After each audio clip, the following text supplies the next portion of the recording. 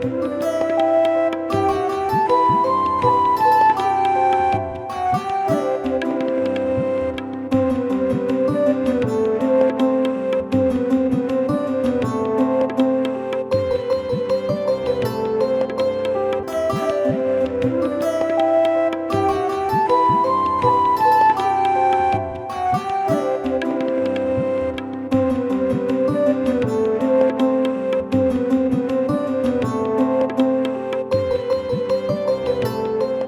बाबा मनीराम जी का पवित्र जीवित समाधि स्थल है जिस मंदिर में आप हैं, और ये अपने आप में एक जीवंत उदाहरण है।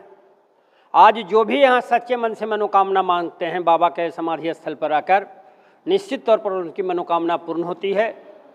जिसका जीता जागता उदाहरण स्वर्गीय इंदिरा गांधी, देश के प्रधानमंत्री इंदिरा गांधी रही है।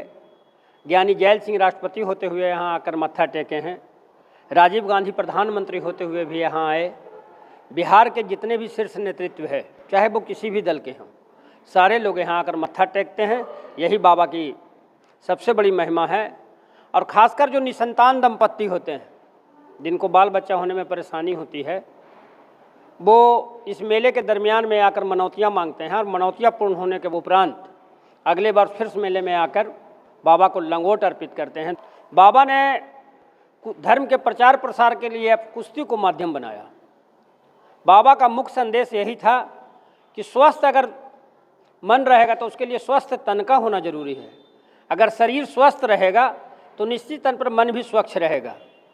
बाबा ने इसी को लेकर एक प्राचीन अखाड़ा का भी यहाँ बगल में है, अखाड़ा को ही धर्म प्रचार प्रसार का माध्यम बनाया। और 1300 ईस्वी में बाबा यहाँ जीवित समाधि लिए, जिसका जीता जागता उदाहरण आज यहाँ मौजूद है। ये लंगोट चढ़ाने की परंपरा सदियों से है। पहले ये आषाढ़ पूर्णिमा में लंगोट अर्पण नहीं होता था, ये रामनवमी के उपलक्ष्य में यहाँ लंगोट अर्पण करने की परंपरा थी।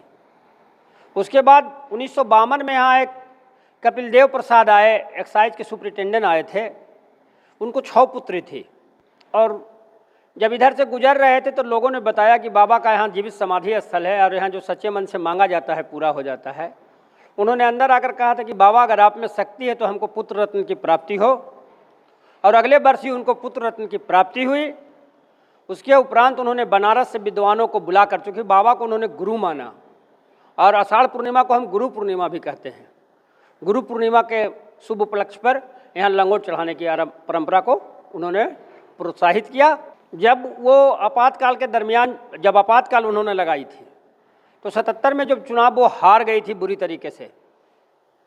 चुनाव हारने के दरमियान एक बिहार में नरसंहार हुआ था, जिसको आप बेलछी नरसंहार के रूप में भी जानते हैं।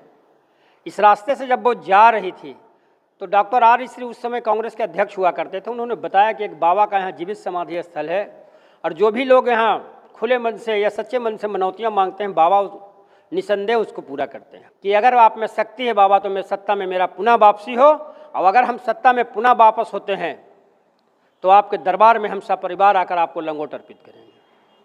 और पुनः जब उनका सत्ता में वापसी हुआ, और मात्र लगता है 1.5 साल के अंदर ही उनका सत्ता में उनकी वापसी हुई। बाबा की ये महिमा रही, और बहुत सपरिवार आकर यहाँ बाबा के दरबार में मत्था टेकी।